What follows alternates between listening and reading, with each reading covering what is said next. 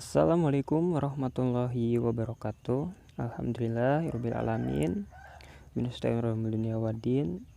Di sini kami dari kelompok 2 yang beranggotakan Gina Ajeng Kinantika, Hafizun Andati Ulan, Indah Siti, dan saya sendiri yaitu Iskandar. Di sini kami akan mencoba mempresentasikan mengenai materi kehamilan kembar. Maka dari itu saya persilahkan kepada rekan-rekan yang akan menyampaikan materinya.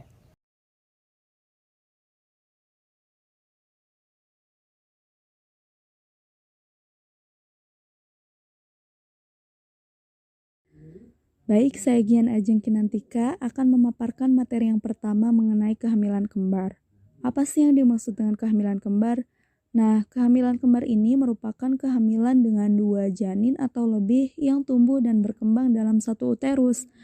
Kehamilan kembar atau kehamilan ganda dapat menghasilkan anak kembar 2 atau disebut gameli, kemudian kembar 3 atau disebut triplet, kemudian ada menghasilkan anak kembar 4 disebut quadruplet, bisa juga menghasilkan kembar 5 disebut quintuplet, dan juga kembar 6 yang disebut sextuplet. Nah, sekitar separuh dari kehamilan kembar ini lahir pada 36 minggu atau lebih dini. Kehamilan kembar ini dapat memberikan resiko yang lebih tinggi terhadap bayi dan juga ibunya dibandingkan dengan kehamilan biasa. Oleh karena itu, dalam menghadapi kehamilan kembar, diperlukan pengawasan yang lebih ekstra dan juga intensif. Nah, kehamilan kembar ini beresiko karena rahim yang seharusnya untuk satu bayi harus dibagi untuk 2 bayi atau lebih. Sehingga bayi akan berdesakan di dalam perut dan akan membuat bayi tidak bisa berkembang lebih besar. Secara umum, bayi kembar terlahir dengan berat badan yang relatif kecil, tidak seperti bayi-bayi yang lahir dengan kehamilan biasa.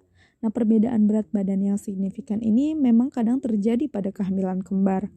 Hal ini dikarenakan suplai darah dan makanan dari ibu tidak sama, sehingga salah satu bayi tumbuh lebih besar daripada bayi yang lain. Kemudian resiko kehamilan kembar yang lainnya adalah kelahiran bayi prematur, yaitu lahir kurang dari 36 minggu. Faktor-faktor predisposisi yang mempengaruhi ibu dapat mengalami kehamilan kembar adalah sebagai berikut. Yang pertama adalah ibu dengan riwayat penggunaan obat induksi kesuburan untuk ovulasi, memiliki kemungkinan lebih besar untuk mengalami kehamilan kembar. Dengan pemberian obat penyubur, diharapkan indung telur bisa memproduksi sel telur, sehingga sel telur yang matang pada saat bersamaan bisa banyak, bahkan sampai 5 dan 6. Yang kedua adalah ibu dengan riwayat keluarga yang pernah memiliki kehamilan kembar, memiliki kemungkinan 9 kali lebih besar untuk mengalami kehamilan kembar. Faktor yang ketiga adalah ibu yang menggunakan pil kontrasepsi oral juga memiliki kemungkinan 2,14 kali lebih besar untuk mengalami kehamilan kembar. Faktor yang keempat, ibu dengan penghasilan keluarga lebih tinggi memiliki kemungkinan 1,94 kali lebih besar untuk mengalami kehamilan kembar. Hal ini mungkin berkaitan dengan asupan gizi yang diterima ibu dengan penghasilan tinggi yang menyebabkan semakin baiknya kualitas dan semakin banyaknya kuantitas ovum yang dihasilkan. Kemudian faktor yang kelima adalah faktor paritas atau pernah melahirkan banyak anak. Semakin tinggi frekuensi persalinan maka semakin tinggi kemungkinan terjadinya kehamilan kembar. Faktor yang keenam adalah faktor ras. Ras Afrika berpotensi melahirkan kembar 1 setiap 50 wanita hamil untuk ibu yang pertama hamil, dan meningkat kemungkinan terjadinya kembar 1 dalam setiap 15 kehamilan dengan kehamilan anak keempat.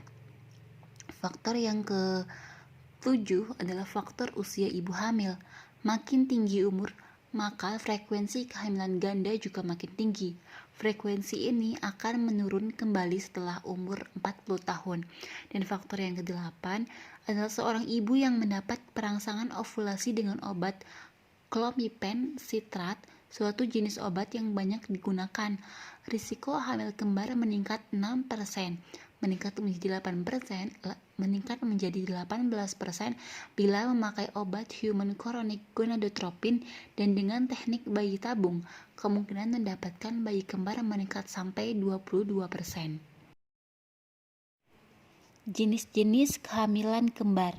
Yang pertama ada kehamilan kembar monozigotik, lalu yang kedua kehamilan kembar dizigotik, yang ketiga ada kembar superkundasi, dan yang keempat ada kembar superfetasi. Mari kita bahas satu persatu. Kehamilan kembar monozigotik disebut juga dengan kehamilan kembar identik, karena pada kehamilan kembar ini berasal dari satu buah sel ovum dan satu buah sel sperma. Sebuah telur yang telah dibuahi oleh sebuah sel sperma akan membagi dirinya menjadi dua bagian dan kemudian terus berkembang menjadi dua janin. Pada umumnya, kehamilan kembar monozigotik ini menghasilkan bayi yang sangat mirip satu sama lain dan memiliki jenis kelamin yang sama pula. Selain itu, golongan darah dan cap tangan serta kaki juga sama. Jika dilihat dari anatomi plasenta, maka satu plasenta, satu korion, dan satu amnion. Namun ada pula yang memiliki satu plasenta, satu korion, dan dua amnion. Frekuensi kelahiran kembar monozigotik relatif konstan di seluruh dunia, sekitar 1 pasang per 250 kelahiran, dan umumnya tidak bergantung pada ras, hereditas, usia, dan paritas. Hasil akhir proses pembentukan kembar monozigotik bergantung pada kapan pemisahannya terjadi. Yang pertama, jika pemisahan terjadi dalam 72 jam pertama setelah pembuahan, maka akan berkembang 2 mudigo, 2 amnion, dan 2 korion, dan kehamilan akan bersifat diamnion dan dikorion. Mungkin terdapat 2 plasenta yang terpisah atau 1 plasenta. Lalu yang kedua, jika pemisahan terjadi antara hari ke-4 dan ke-8, maka akan berkembang 2 mudigo, masing-masing di kantong amnion yang berbeda, dan 1 korion, sehingga terbentuk kehamilan kembar di amnion monokorion. Yang ketiga, jika amnion telah terbentuk, yang terjadi sekitar 8 hari setelah pembuahan, maka pemisahan akan menghasilkan 2 mudigo dalam 1 kantong amnion, atau kehamilan kembar monoamnion monokorion. Dan yang keempat, jika pemisahan terjadi lebih belakangan lagi, yaitu setelah terbentuk diskus embrio, maka pemisahan tidak akan berlangsung dan terbentuk kembar siam. Lalu jenis yang kedua adalah kehamilan kembar dizigotik. Kehamilan kembar dizigotik disebut juga dengan kehamilan kembar tidak identik atau kehamilan kembar fraternal. Kehamilan kembar ini berasal dari 2 buah atau lebih sel ovum dan 2 buah atau lebih sel sperma dalam satu waktu kehamilan. Kedua sel telur dapat dihasilkan dari ovarium yang sama atau dari ovarium yang berbeda, dari kanan ataupun kiri. Kehamilan kembar dizigotik lebih sering terjadi daripada kehamilan kembar monozigotik.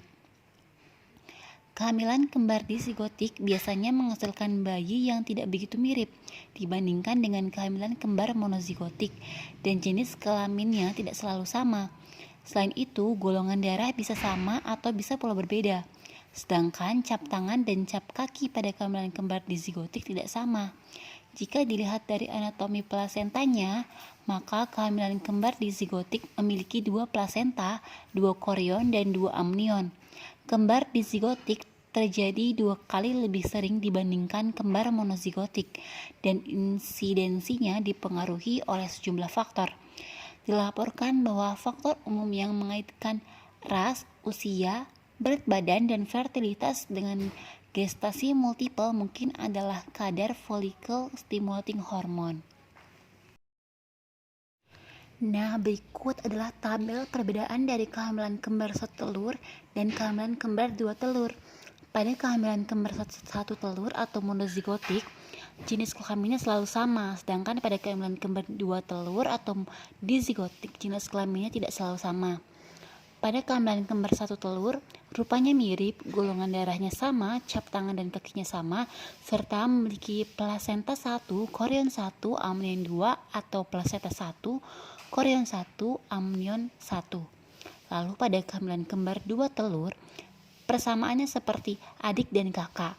Golongan darah tidak selalu sama, cap tangan dan kaki tidak sama, dan plasentanya 2, korionnya 2, dan amnionnya 2.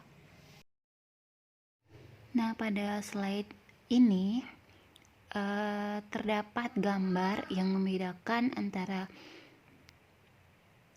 kehamilan kembar dizigotik dan kehamilan kembar monozigotik. Kemudian, jenis kehamilan kembar yang ketiga adalah kembar superkundasi. Kembar superkundasi adalah kembar yang terjadi karena fertilisasi 2 atau lebih sel telur oleh sel sperma dalam siklus haid yang sama dari hubungan seks yang berbeda waktu. Istilah ini juga dipergunakan untuk kasus dari 2 laki-laki yang menghamili wanita yang sama dan menghasilkan bayi kembar fraternal atau kembar yang berbeda, dan masing-masing laki-laki tersebut menghasilkan 1 bayi dalam siklus haid yang sama. Istilah yang lebih tepatnya disebut dengan heteropaternal superfekundasi. Dan jenis kehamilan yang keempat adalah kembar superfetasi. Kembar superfetasi adalah untuk mengabarkan janin yang terbentuk ketika di dalam rahim sudah ada janin dari pembuahan sel telur siklus sebelumnya. Inilah yang membedakan dengan kembar dizigotik dari 2 sel telur siklus yang sama. Melalui pemeriksaan bisa diketahui 2 janin ini memiliki perkembangan yang berbeda.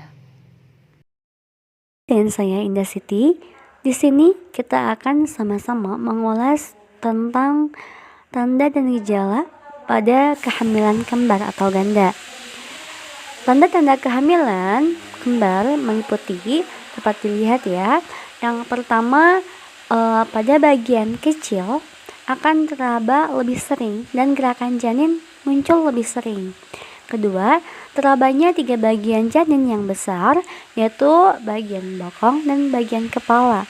Ketiga, adanya suara denyut jantung pada 2 tempat yang agak berjauhan, biasanya dengan kecepatan yang berbeda, sedikitnya 10 denyut per menit. Keempat, pada saat pemeriksaan USG, tampak terlihat ya 2 janin atau 2 jantung yang sedang berdenyut. Kemudian kelima, pada saat pemeriksaan CTG, tampak adanya gambaran denyut jantung yang berbeda dari kedua janin.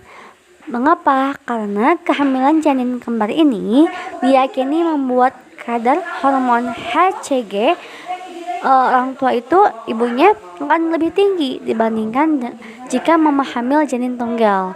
Nah, biasanya tanda ini mulai bisa dilihat pada 2 minggu pertama kehamilan, teman-teman.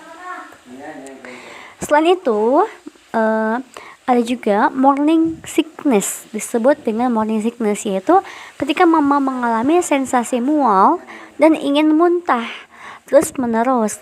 Nah, kondisi ini bahkan bisa membuat nafsu makan mamah menurun dan tubuh terasa lebih lemah. Itu tanda lainnya.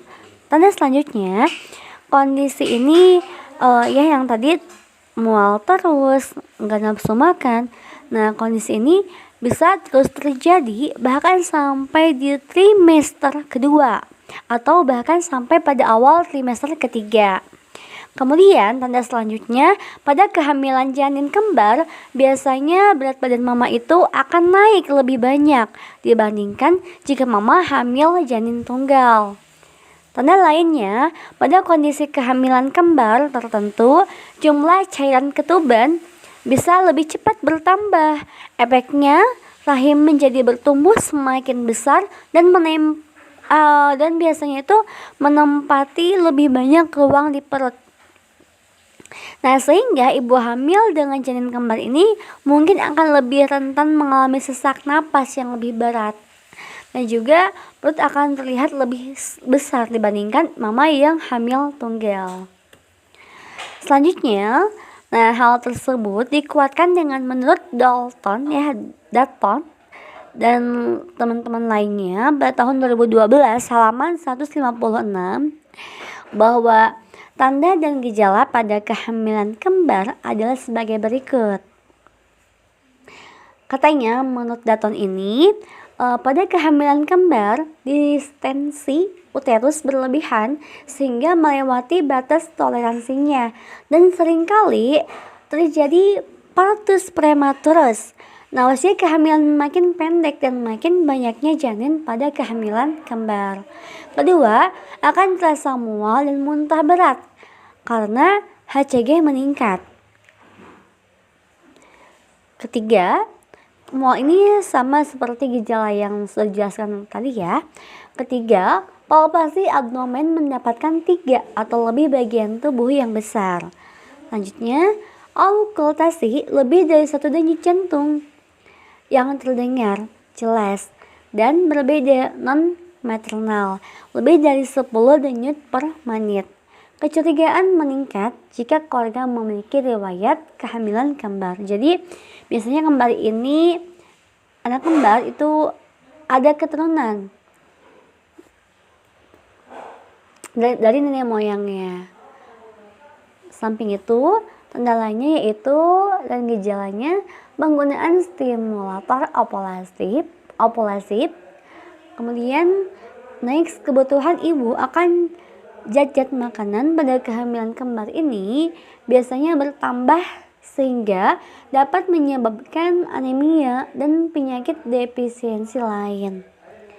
Tanda lainnya, frekuensi hidramnion kira-kira 10 kali lebih besar pada kehamilan kembar daripada kehamilan tenggar. Kemudian frekuensi preeklamsia dan eklamsia juga dilaporkan lebih sering pada kehamilan kembar. Nah, salsio plasenta dapat terjadi kemudian seperti sesak napas, sering kencing, edema, dan varises pada tongkai bawah dan pulpa. Di sini kita akan mengetahui pula bagaimana letak dan juga presentasi janin kembar. Apakah letak janin kembar hampir sama dengan janin yang biasanya atau berbeda? Oke, di sini menurut Mokhtar Rustam tahun 2012 halaman 262, pada hamil kembar sering terjadi kesalahan presentasi dan posisi kedua janin. Begitu pula letak janin kedua dapat berubah setelah janin pertama lahir. Misalnya dari letak lintang berubah jadi letak sungsang atau letak kepala. Berbagai kombinasi letak, presentasi dan posisi bisa terjadi. Yang paling sering dijumpai adalah hasil pengamatan dan penelitian. Yang pertama, katanya kedua janin dalam letak membujur. Presentasi kepala sekitar 40-47%. Kedua, atau bisa juga janin ini letaknya membujur. Presentasi kepala bokong sekitar 37-38%. Ketiga, keduanya presentasi bokong sekitar 8-10%.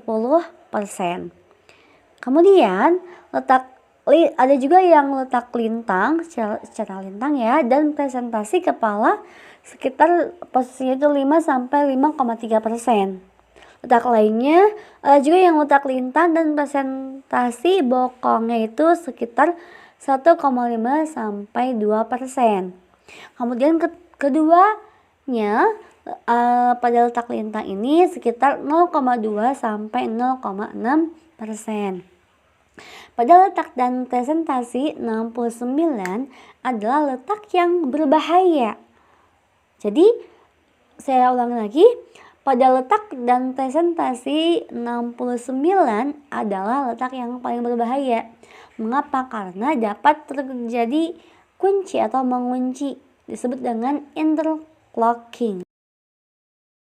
Dapat teman-teman lihat pada PPT, di sini kami menyediakan gambar yaitu posisi dan letak bayi kembar di dalam rahim ibu. Yang berbagai kombinasi letak, presentasi, dan posisi bisa terjadi, dan yang paling sering dijumpai adalah seperti pada gambar berikut ini. Materi selanjutnya yaitu tentang pertumbuhan janin kembar. Nah, berat badan satu janin kembar ini rata-rata lebih ringan 100 gram dibandingkan dengan janin tunggal.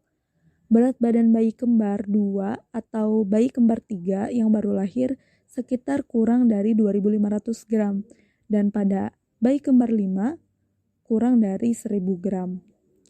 Berat badan janin dari kehamilan kembar tidak sama. Umumnya terjadi perbedaan antara 50 sampai 1000 gram. Nah, hal ini dikarenakan terjadi pembagian sirkulasi darah yang tidak sama sehingga pertumbuhan janin berbeda. Nah, pada kehamilan kembar monozigotik, pembuluh darah janin yang satu memiliki suatu penghubung dengan pembuluh darah janin lainnya. Hal ini dapat mengganggu pertumbuhan kedua janin tersebut. Kemudian, pada kehamilan zigotik, dapat terjadi meninggalnya satu janin dan janin lainnya tetap tumbuh hingga cukup bulan. Nah, janin yang meninggal pada kehamilan muda dapat direabsorpsi, sedangkan pada kehamilan tua akan menjadi pipih atau disebut fetus kompresus. Pipihnya janin disebabkan oleh hilangnya cairan dan sebagian jaringan lunak dari janin, kecuali bagian kulit yang disebut fetus papiraceus. Materi selanjutnya yaitu tentang masalah-masalah pada kehamilan kembar. Yang pertama yaitu abortus atau keguguran. Nah, keguguran ini bisa terjadi kapan saja di masa kehamilan, namun usia yang paling rawan yaitu pada trimester pertama kehamilan. Nah, keguguran ini adalah meninggalnya janin dalam kandungan sebelum usia kehamilan mencapai 20 minggu. Secara umum, keguguran ini bisa terjadi karena adanya masalah kromosom, infeksi, atau masalah dengan plasenta. Kemudian penyebab lainnya yaitu bisa terjadi akibat kencing manis, kelainan bentuk rahim, tumor rahim, dan juga kelemahan pada leher rahim. Terjadinya keguguran biasanya ditandai dengan adanya kejang atau nyeri di perut bagian tengah dan bawah selama lebih dari 1 hari yang disertai dengan keluarnya darah seperti menstruasi, atau rasa nyeri yang sangat selama 24 jam tanpa disertai pendarahan. Namun bisa juga terjadi pendarahan tanpa disertai rasa nyeri. Masalah selanjutnya yaitu tekanan darah tinggi. Ibu dengan kehamilan kembar berpeluang lebih besar memiliki tekanan darah yang tinggi. Kemudian juga dapat mengalami masalah fisik yang lemah dan lebih cepat lelah, dikarenakan bagian perut yang lebih menonjol dari kehamilan biasanya. Kemudian tingginya kadar hormon di dalam tubuh ikut berperan membuat kondisi tubuh tidak nyaman. Masalah selanjutnya yaitu polyhydramnion, merupakan kelebihan cairan di sekitar janin yang sering terjadi pada kehamilan kembar. Masalah selanjutnya yaitu prematuritas atau prematur, yaitu persalinan dini yang terjadi sebelum minggu ke-36 atau ke-37 kehamilan. Masalah selanjutnya yaitu pertumbuhan janin terhambat atau PJT. Nah, PJT ini merupakan kondisi ketika bayi tidak tumbuh dengan berat badan normal selama kehamilan. Baik, terima kasih. Cukup sekian yang bisa kami sampaikan. Kurang lebihnya mohon maaf. Wallahul muwaffiq. Assalamualaikum warahmatullahi wabarakatuh.